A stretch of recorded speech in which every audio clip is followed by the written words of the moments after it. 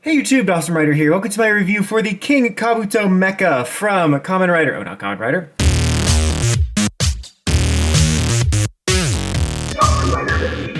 Hey YouTube, Awesome Rider here. Welcome to my review for the King Kabuto mecha from Ohsama Sentai King-ohger. This is the big mecha that is made out of the castle. The mecha wasn't coming from inside the house, the mecha was the house. This thing has been like hiding under our noses the whole time. You know, it's been in the episodes since episode 1, and it's finally reared its head as a mecha in the series. And it's also going to be able to combine with all the other mecha for a big Fuster-Cluck formation. But for now, we just have it in its castle mode, which I'm sure you're familiar with seeing.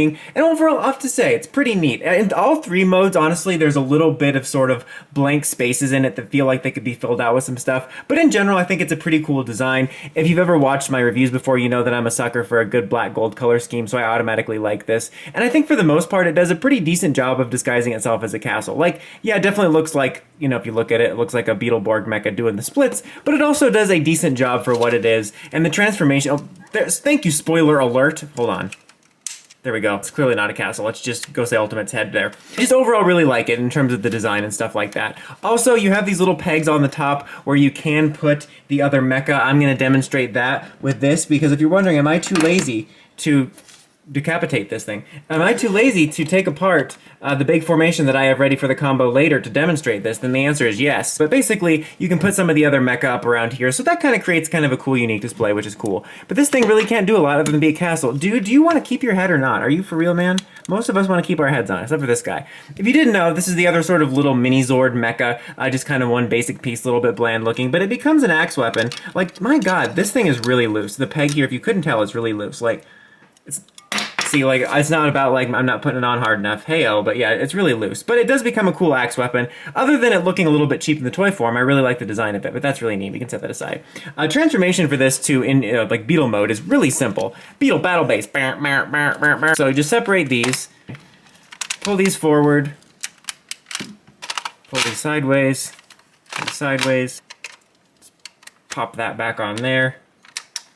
And there you basically have the Kabuto mecha. It's really simple, you know, it's pretty effective though. I think they did a pretty good job with it. It's not the most elegant or amazing transformation, but it's really simple, and honestly both transforming it from between these two modes and then into the mecha mode, which we'll get to, is pretty simple and fun. It's one of those fun ones you could just have on the shelf, and if you feel like transforming it, you know, it's just kind of fun to do, and it's not like easy to forget. And I think it's, again, pretty effective. Like, it's very simple, but this looks like a solid Kabuto mecha, and I feel like it disguises itself pretty well amongst all its modes. It's probably my least favorite mode here, just because, you know, it's a Beetle, it's fine, but I think the castle's a little bit more creative, and the general big mecha is a lot more fun in general. But anyway, let's go ahead and transform it into Megazord mode now. So, pull down the legs, pull the arms down,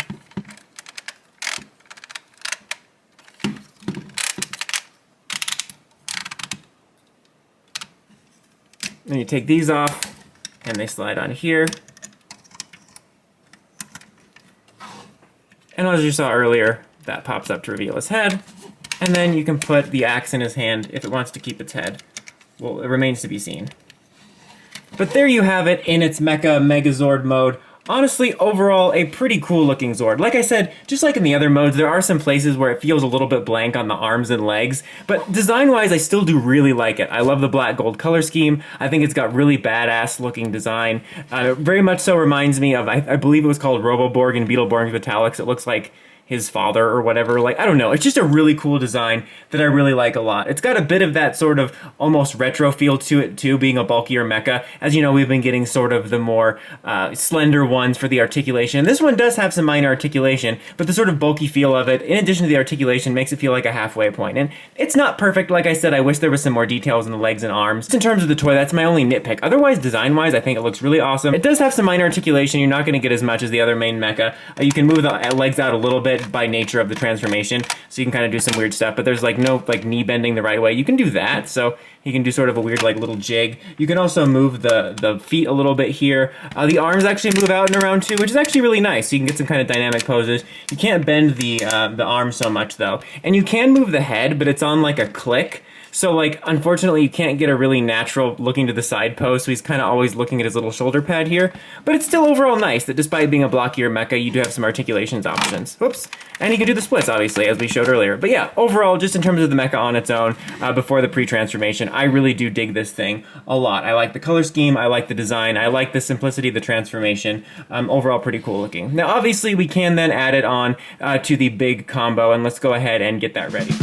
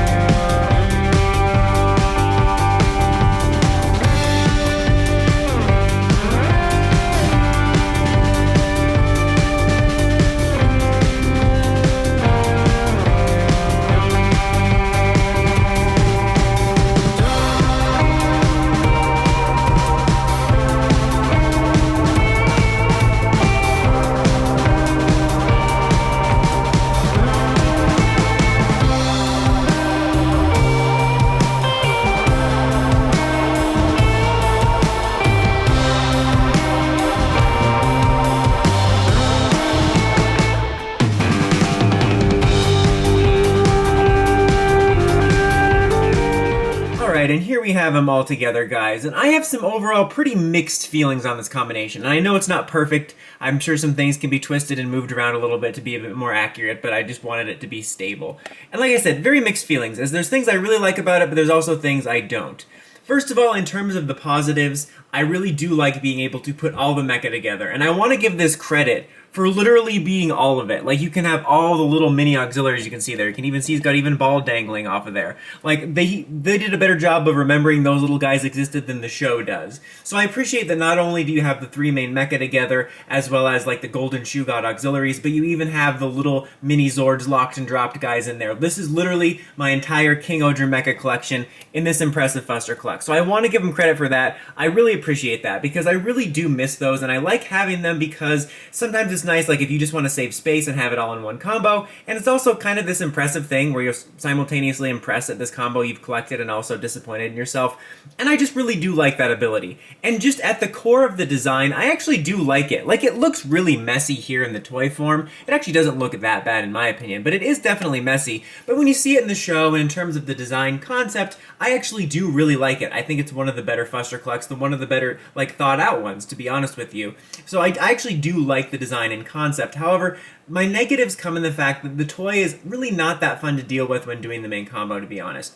To be fair, because of the stuff like the way the legs work and whatnot, this is more stable than the combo with just kimonos. The just kimonos combo was extremely unstable and had a hard time even standing. This one can at least stand, but it also is still unstable. Like, when you pick it up, there'll be little pieces that fall off because some of the clicks are loose and some of the pegs are loose, and it's just not fun to deal with, even when you're just moving it. And doing the transformation for this, was kind of a chore for doing the montage for the video, but also just doing the prep work for it. It was kind of a pain, and it's the opposite of how I felt about the mecha by itself. It's very fast and fun to transform, whereas this is just really, quite honestly, some of the least fun I've ever had transforming three mecha together, just because every time I would click one piece, if I pushed too hard, three other pieces would fall off, and it's just not that fun to deal with as a toy. So I have very mixed feelings on it. As far as Kabuto himself goes, though, I really do like the mecha on its own. I think it's a solid and fun mecha. It's good looking, it's fun to transform. I can definitely recommend it. And if you are collecting the rest of the bunch, you might as well get it so you're able to do this combo. I just really do feel that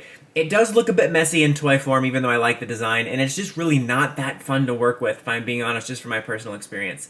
But that's about it for this one, guys. Until next time, don't forget to like, comment, subscribe, and climb the steps and ring that bell so you can get notifications for all my videos. Dawson Ryder, signing out.